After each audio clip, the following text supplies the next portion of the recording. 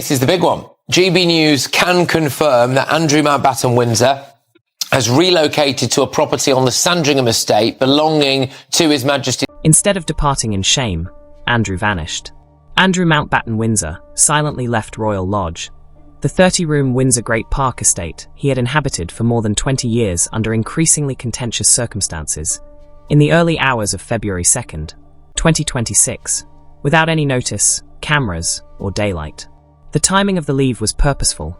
According to insiders, it would be impossible to endure the humiliation of a daylight resignation, particularly in light of the additional scrutiny that followed the publishing of new Epstein-related information, which Andrew has continuously denied, but which made his job at Royal Lodge unsustainable.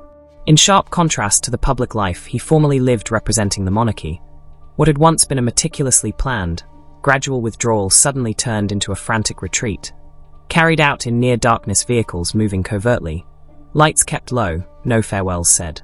On paper, his destination would Farm Cottage on the Sandringham estate in Norfolk, long associated with seclusion rather than fame and formerly preferred by his late father, sounded like a peaceful, respectable move. In actuality, the action represented a significant loss of status, a retreat influenced more by silence and circumstance than by personal preference. And there was no conflict when he got there, just a subtly disastrous rule modification that made a big impression. The fact that estate employees were told they were not required to serve him if they felt uncomfortable was a quiet, non-confrontational change that some allegedly followed, highlighting how severely his rights and protections had been undermined and how far his decline had really gone. The change was formal, approved by higher authorities, and tactfully recognized what everyone knew but had never said out loud. Prince Andrew's service was no longer automatic. This shift carried a great deal of weight in a hierarchical and deferential environment, where employees often placed the organization before the person, particularly for someone who grew up at the epicenter of royal life. That long-standing framework disintegrated at Sandringham. Andrew's attendance, which had previously been assumed, was suddenly optional, and comfort and personal limits were important. According to sources, a rising number of employees refused to work for him, not out of animosity, but rather discomfort. This was a symbolic collapse of status that was more powerful than any official declaration. Respect itself becomes conditional when domestic workers are given the freedom to leave, even if titles may be revoked and homes redistributed. There was a clear difference to the past. Andrew had previously navigated royal areas with ease, shielded by custom and security, but now he had to deal with a world where free will prevailed over duty. The cleverly phrased guideline, which shifted accountability from the institution to conscience and highlighted how far his reputation had declined, reminded workers that they were not required to reject service, but rather that they did not have to if it made them uncomfortable. This was a silent line drawn by a monarchy long accused of defending its own, not so much punishment as recognition. Relocation became more akin to banishment because of the humiliation caused by absence, rather than confrontation doors left shut, conversations that never took place. That quiet contrasted sharply with Andrew's ascent. Born on February 19, 1960, at Buckingham Palace, he came into the world at the center of power, later receiving public recognition for his role as a helicopter pilot during the Falklands War, marrying Sarah Ferguson in a widely reported 1986 wedding, becoming the father of Princesses Beatrice and Eugenie, and briefly holding the second position in line for the throne, all indicators of a status that once determined his treatment, residence, and manner of movement. Prince Andrew used to have regular tours, state visits, and ceremonial responsibilities. He saw international leaders, represented the crown overseas, and lived in homes that stood for luxury and stability. Access, protection, and reverence came easily to him. His status seemed stable even after his marriage ended, titles held, properties unaltered, criticism absorbed by a system meant to deflect pressure, making the longevity of his position seem indisputable. In retrospect, the difference is striking. A guy who used to go with ease through ceremonial and staff-filled rooms now moves hesitantly into quiet areas. The invites and applause have vanished, and power is no longer presumed. His ascent had been thorough and ingrained, which is why the current isolation seems more like a rupture than a gradual fall.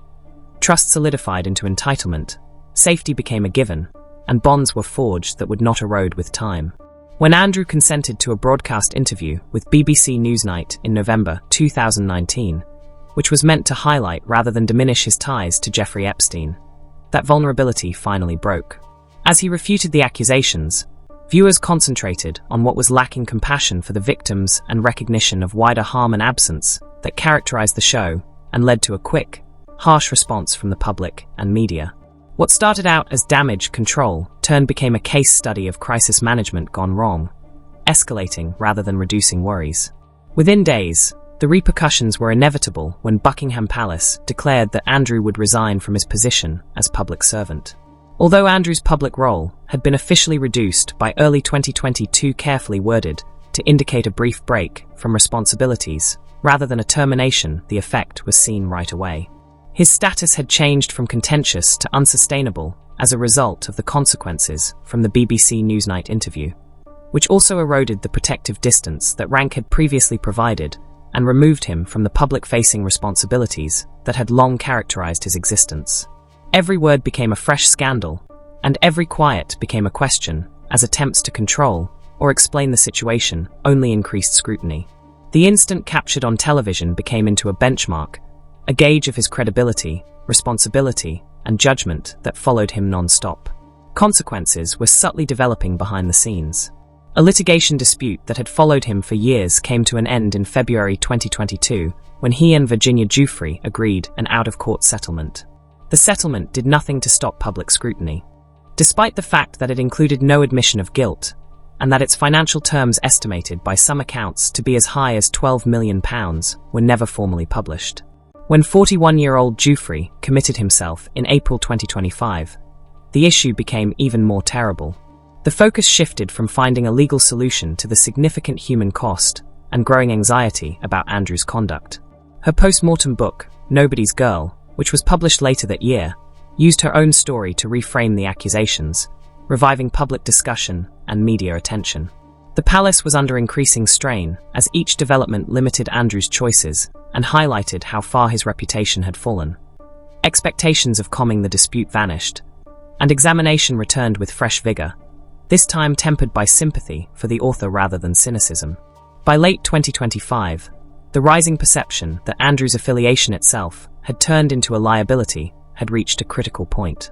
Once a protective tactic, silence now seemed to be avoidance, and years of debate, exacerbated by sorrow and public ire, were the only thing that could change the narrative. There was no more patience in the castle or outside.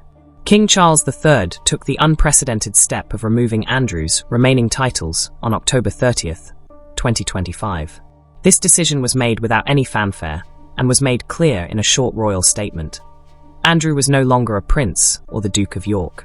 To emphasize the gravity of the situation, titles that had identified him from birth granting stature, power, and access were legally revoked. The previous such incident in British history had taken place more than a century earlier. In addition, Andrew gave up his lease at Royal Lodge, a 30-room mansion on over 100 acres that had been leased for a pittance in 2003, a contract that had long been deemed unsuitable. Andrew's position was recast on paper as a private man after losing his titles and house, but in practice, he was avoided rather than accommodated in royal circles. Protections that had been subtly offered were removed, invitations disappeared, and access was restricted. By conceding that upholding tradition sometimes necessitates defying it, the ruling carried a larger message and showed that the monarchy, which is often criticized for its slowness, was ready to take immediate action when reputational harm reached a tipping point. There was no denying the seriousness of the situation. In any case, the removal of Andrew's titles validated what many had suspected. There would be no rehabilitation. No gradual return. The door had been firmly closed. Some saw it as long overdue, while others saw it as unusual and frightening. Even that closure, however, turned out to be fleeting. The tale was not dampened by the loss of titles. On the contrary, it heightened attention and prepared the ground for what followed. Few people in the palace were able to avoid the reckoning that came on January 30th, 2026. Millions of pages of papers, thousands of photos, and videos related to the Jeffrey Epstein probe were revealed by US authorities, guaranteeing international attention. Details that were concealed in the release instantly rekindled interest in Andrew. As journalists and investigators went through the documents, they discovered emails and correspondence between Epstein, and a person known as the Duke that mentioned meetings and introductions and sparked new inquiries. Claims that some meetings had taken place at Royal Lodge itself were far more devastating, transforming a private home into a location of explosive symbolism. British officials made it plain that the issue would not be ignored by confirming that they were evaluating the evidence. As political pressure increased, US authorities openly recommended that Andrew be ready to respond to inquiries. He was no longer protected by geography, and the timing was especially cruel just months after losing his titles. He was now under investigation once again. Everything was reframed in the announcement, which emphasized that the monarchy's decisive steps had come at the same time as yet another spike in public interest. Many felt that too much had been kept secret for too long, and the sheer amount of data only served to fuel their rising frustration. Every headline increased suspicion and scrutiny, putting pressure on Prince Andrew and the monarchy as a whole. The difference was striking in royal circles. Other working royals reacted cautiously, stressing empathy for victims and moderation in tone, while Andrew dominated headlines. In response to a question about the most recent events, Prince Edward only said, "Thoughts were with the victims," highlighting the gap between the institution's surviving representatives and the person it had successfully expelled. For Andrew, the just-made public documents were an indication of permanency rather than just allegation. Public memory remains and digital recordings never fade. Every detail made recovery appear more and more unattainable. By the end of January 2026, it was evident that the files had changed the subject, directing attention away from the monarchy's attempts to distance itself and onto the more general issues it could now have to face. When Andrew arrived to Wood Farm Cottage, he found himself in a world far different from the opulence he had experienced. The modest cottage on the Sandringham estate, which was originally meant to be a temporary halt while repairs were finished elsewhere, came to represent a long-lasting change in how he was seen and treated. The standards were different here. Employees could politely reject without facing repercussions, and service was based on desire rather than obligation. Automatic respect quietly vanished without any official statement or briefing. It was a stark contrast to his previous advantages, especially the 2003 lease he had obtained for Royal Lodge, which had given him decades of almost unrestricted use of a large estate. At Wood Farm, there were no public tasks, no ceremonial occasions, and no security personnel to interfere with day-to-day activities. Isolation was complete but calm. His status in royal circles may be summed up in one word: pariah. The reality was characterized by confinement and distance. Rehabilitation or return was no longer the issue. Although it was an ordinary moment, the fact that a guy who had previously been surrounded by affluence was now living in a place where comfort was optional made the fall difficult to ignore. Andrew's action established a distinct boundary between the past and the present, privilege and consent, making the entire impact of his downfall indisputable. It also raised the issue of whether this chapter represented the actual end of his royal power or just another development in a continuing story.